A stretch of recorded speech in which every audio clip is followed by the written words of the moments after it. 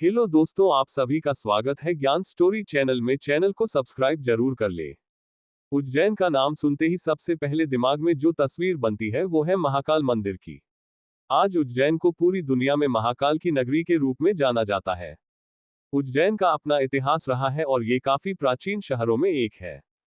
इतिहासकारों ने उज्जैन के आसपास के इलाकों से खुदाई के दौरान लौह युग में भी इस शहर के अस्तित्व के सबूत जुटाए हैं। साथ ही इस शहर की चर्चा पुराणों और महाभारत ग्रंथ में देखने और सुनने को मिलती है।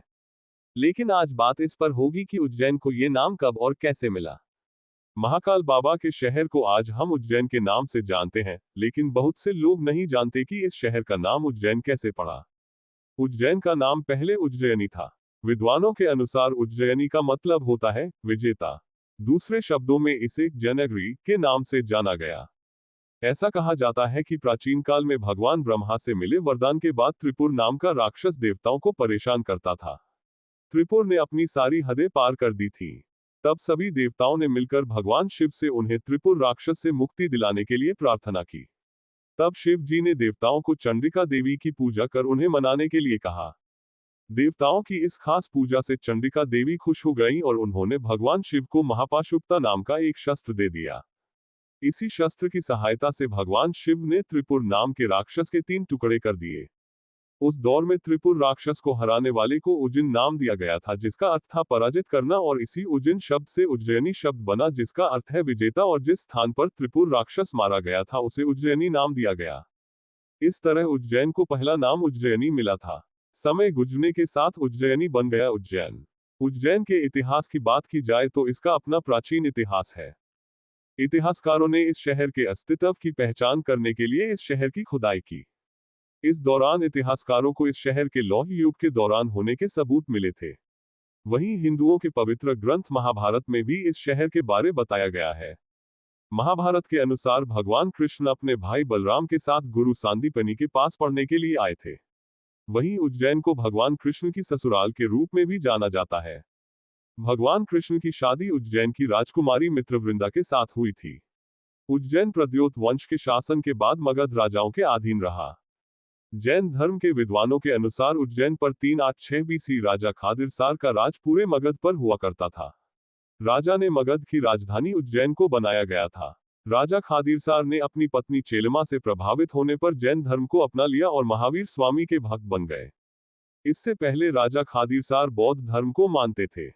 मगध पर राजा खादिरसार के बाद राजा गंधर्वसेन का शासन हुआ। राजा गंधर्वसेन ईसा पूर्व पहली शताब्दी में मगध के सिंहासन पर बैठे थे, जिनकी वीरता की कहानी पूरे भारत में मशहूर थी। उनके बाद उज्जैन और मगध के सिंहासन पर सम्राट विक्रमादित्य बैठे। सम्राट विक्रमादित्य के दरबार में संस्कृत के महान कवि कालिदास नवरत्नों में से एक रत्न हुआ करते थे। अपनी कविताओं में कालिदास ने उज्जयिनी के बारे में बहुत ही सुंदर वर्णन किया था। उज्जयिनी शहर के इतिहास के प्रमाण ईसा से 600 वर्ष पूर्व के मिले हैं। उस समय भारत में 16 जनपद हुआ करती थी। उन्हीं 16 जनपदों में से एक जनपद थी अवंती। अवंती 2 भागों उत्तर और दक्षिण में बंटी हुई थी। उत्तरी अवंती की राजधानी उज्जैन हुआ करती थी, वहीं दक्षिणी अवंती की राजधानी महिष्मती को बनाया गया था। उस समय अवंती पर राजा चंद्रप्रद्योत का शासन था, जो ईसा पूर्व 3री शताब्दी तक हुआ करता था। ईसा पूर्व 300वीं शताब्दी में मौर्य राजवंश का शासन हुआ और महान अर्थशास्त्री और राजनीतिज्ञ विद्वान आचार्य चाणक्य के मार्गदर्शन में मौर्य सम्राट चंद्रगुप्त मौर्य मगध के सिंहासन पर बैठे। सम्राट चंद्रगुप्त मौर्य के बाद उनके बेटे बिंदुसार ने मगध के शासन की कमान संभाली। इस दौरान उन्होंने मगध और उज्जैन के विकास के लिए कई योजनाओं पर काम किया। बिंदुसार की मृत्यु के बाद उनके बेटे महान सम्राट अशोक मगध के सिंहासन पर बैठे। सम्राट अशोक ने अपने शासन के दौरान उज्जैनी के विकास में कोई कसर नहीं छोड़ी थी। इसके बाद उज्जैन पर गुप्त राजाओं ने शासन किया। 1000 से 1300 ईस्वी तक पूरे मालवा पर परमार राजाओं ने शासन किया और उन्होंने अपनी राजधानी को ही उज्जैन रखा।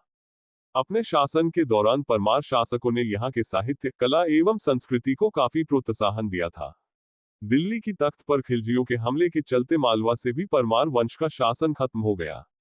इसके बाद 1235 में दिल्ली के राजा शमसुद्दीन इल्तुतमिश ने विदिशा पर जीत दर्ज करने के बाद उज्जैन पर जोरदार हमला कर दिया था। इस हमले से उज्जैन की संस्कृति काफी हद तक तहस नहस हो गई। 1406 में एक बार फिर से मालवा स्वतंत्र हो गया। वहीं मुगल काल के दौरान सम्राट अकबर ने मालवा पर हमला करके उसे अपने अधीन कर लिया और उज्जैन को मुगल शासन का प्रांतीय मुख्यालय बना दिया। 1737 में राणोजी सिंधिया ने उज्जैन पर जीत हासिल कर अपना शासन स्थापित कर लिया। उज्जैन पर सिंधिया वंश ने 1880 तक राज किया। इस दौरान सिंधिया राजाओं ने उज्जैन के विकास के लिए कोई कसर नहीं छोड़ी। वहीं उज्जैन के महाकालेश्वर मंदिर का भी नए सिरे से जीर्णोद्धार किया। राजा राणोजी ने जिस महाकाल मंदिर का जीर्णोद्धार किया था वो आज भी मौजूद है। 1810 में सिंधिया वंश ने अपनी राजधानी उज्जैन से हटाकर ग्वालियर बना ली थी।